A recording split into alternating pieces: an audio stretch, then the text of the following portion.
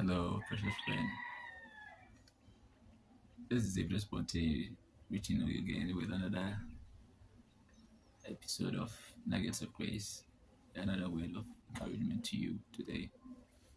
And I just want to touch on the controversy that is surrounding matters of faith lately, especially on the issue of prayer, whether or not the believer needs to spend time to pray, and why we are now suddenly beginning to get public attacks on people who attend maybe 5 hours or 2 hour prayer sessions at online sessions and you know weekly or monthly set renewals and revivals, whether it's baseless and if it's not deliberately an attack on Christendom, basically just to touch and then break us away from the things that hold us together, which is prayer. I will not pick on prayer today, but I just want to touch on why there is a need for prayer, why we as believers pray. And I will share with you three observations that I've made scientifically. I've studied a bit of social sciences, psychology, and other social sciences, so I have a big idea on such matters. Just to tell you that scientists even acknowledge, from social science perspective, that there is there's a portion of a human being called the soul. So you have the mind, you have the soul, you have the psyche.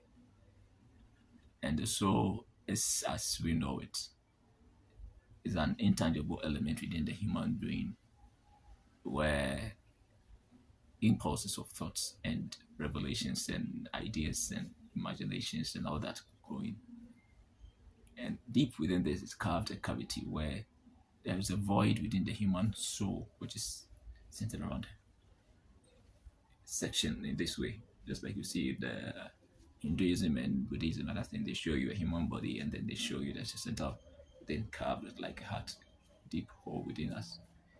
And these portions of our being, which is considered spiritual by greatest expressions and thoughts and observations, shows that there is a need within ourselves to reach out to things outside of ourselves. So even if we should come to generally accept the concept that we should ban Christianity or faith in general and say there is no God and throw away the concept of God and throw the notion of prayer and worship away, you realize that this need within the human being forces us to reach out to things outside of ourselves. So when the absence of God, people fill it with things, either erotomania or megalomania or any other that. Erotomania, as in we fill ourselves with desires of lust, not yearning. That's why some people spend time at clubs. No judgments, by the way. Some people spend time at parties and cannot spend a night in their own homes. See them from here to that and that and that. From womanizing to drinking to drugs and all that. There is something within them that is missing. It's peace that is missing in their life. It will not be the desire for a man or marriage or children, but it may be a longing for something beyond themselves. And realize that when some people come around and finally accept a form of faith, whether Christianity or any other Judeo-Christian faith or Eastern mystical religions, you realize that you see a change and a transformation within themselves. They are no longer who they used to be. Physically, there is a change, there's an utterance in their appearance. Spiritually and otherwise, you also see there's a transformation within them. And you can see a clear difference between their before and their after. It was a drag queen, the way the appearance, the dressing, everything changes.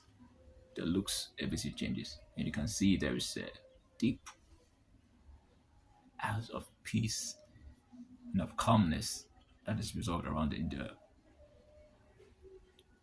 And so all these things show that we are worshipful beings. That is the first point. That we were made expressly to worship and to pray. And so prayer and worship is part and parcel of us. So when we do it, it's just our nature being fulfilled and expressing ourselves as we were made. The other issue, like I said, is that throughout history, there are records and accounts of people who have fought the notion and idea of God and of prayer and of worship. I can speak of Alfred Nietzsche. I can speak of a recent guy, the Nazi king, Hitler, Adolf Hitler. I can speak of Nicodemus from the biblical perspective. I can speak of Zacchaeus. I can speak of Luke Gospel. There's a woman at the well of Jacob who we all address as the woman at the well. And as musicians and singers sing of her, it says, like the woman at the well, she was seeking for something that she could not satisfy until she drew near to Jesus, and then he gave her a well that could never run dry. He said, I can give you water that you'll never thirst again. She said, Master, that's what I'm searching for. Give me that water so that I will not thirst again. And the Bible says that Christ drew her to herself, and then she ran to the streets, to a village, and said, the man that we are looking for, I've seen him. It's no longer what I heard people say about him, but it's what I've seen and what I've known. I have a portion of it captured in my book, The Lover's Heart. There's a first edition of it. And in the second edition, I talk about the woman at the well, I talk about the woman of the issue of the blood, I talk about Zacchaeus, I talk about Paul, our friend Paul, one of the best writers in the Bible, his conversion. So we realize it that Paul also be changed, and his story and his life was transformed. And so back to the quote from Archbishop William Temple. He said, worship is the submission of all our nature to God. It's the quickening of the conscience or the mind by His holiness, the purifying of the imagination, our imagination, the things we see, the things we imagine, by His beauty, the nourishing of the soul, by His love. And he goes on and I said, when all gather all these things up in adoration, as in expressing, as in worshiping, it's the greatest expression which we are capable of.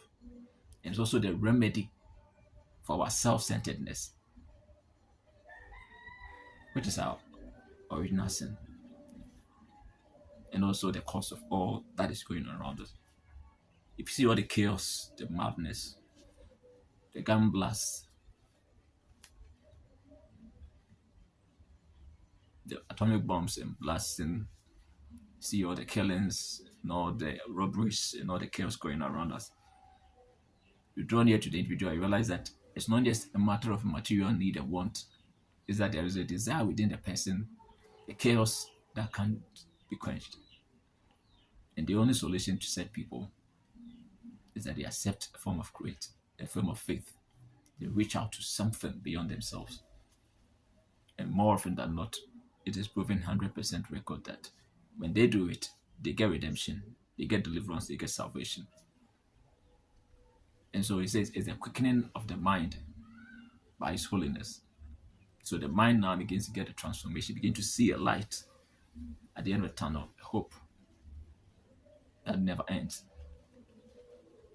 The purifying of the thought or the imagination. So when you worship, there's a change, there is a vision of a person or a being or a life that transcends beyond the flesh. And most people get those things through this worship. So it's either the normal Christian worship that we know, the play of the music and then the adoration and the exaltations that go on, or it's the meditation, the mantras, the slangs, and then the whatever that we do, meditation that you see people do, the yoga, all these things is meant to spiritually transcend beyond the flesh and reach out to something beyond yourself. And realize that people who do it say that it's experience a quietness within their soul. And these are proofs that we are naturally prayerful and a worshipful being. And we don't need to fight ourselves and bring ourselves to that point where we need to, like America, ban God from society or public spaces. We do not believe that we have come to that point where we need to reach that. All right, so that's on that. Ravi Zacharias, and I think it's G.K. Chesterton or some other writer, who also said there is intense of an agony when the eye begins to see, when the ear begins to hear, when the pulse begins to pound, when the heart begins to throb, when the soul feels the flesh, when the flesh feels its chains. I'm just buttressing the point I made earlier. Intense becomes the agony. If you watch the conversion of any person from one religion or from one lifestyle to another, you realize that most of them, which is genuine transformation, the person breaks down and like a baby begin to sob. People that have experienced, you see them begin to cry uncontrollably. Some can be like days. Some fall under anointings, some fall under all forms of charms and other things, and realize that there's a clear physical and spiritual and psychological transformation within the person. That's what I mean by the intense is the agony.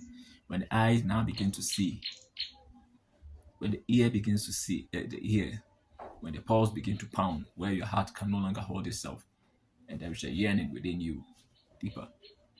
When your heart begins to throb, when your soul can now feel the flesh and see all the things that you're doing to your body, whether it's womanizing, whether it's alcoholism, whether it's backbiting, fighting, killing, murdering, armed robbery, gun spree, raping, all the things and forms of crimes that we commit, all the things that if it's political, the megalomania, as in the love for power, or erotomania, the love for pleasure, you realize that all these people, after they now touch something beyond the grave, which is the divine,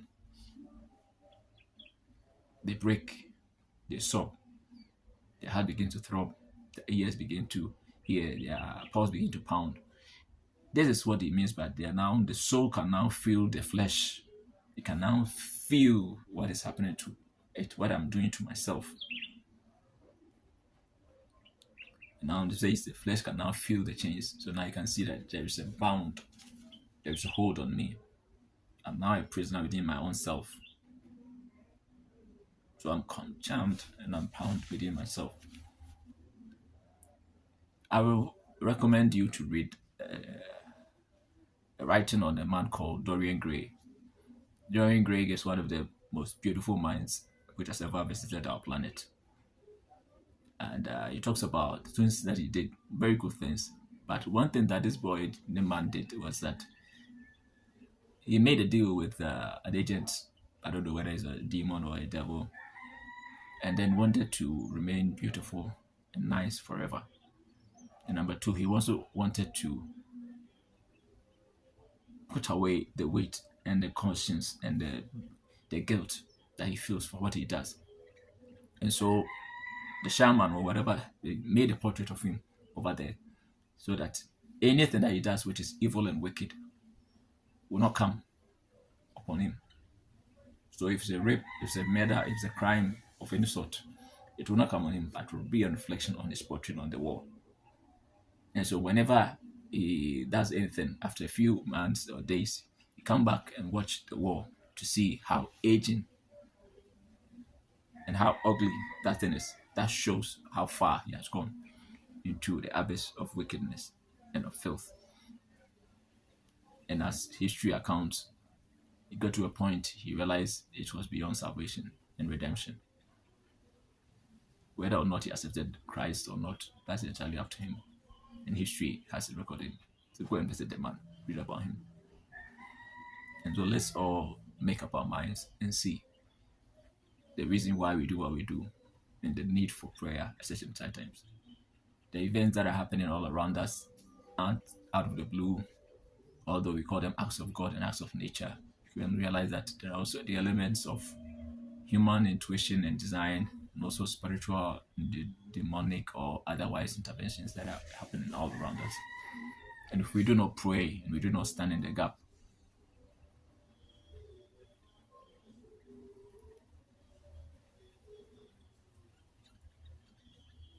like Esther's uncle, Mordecai, told him, you may be living in your comfort zone, in your palace.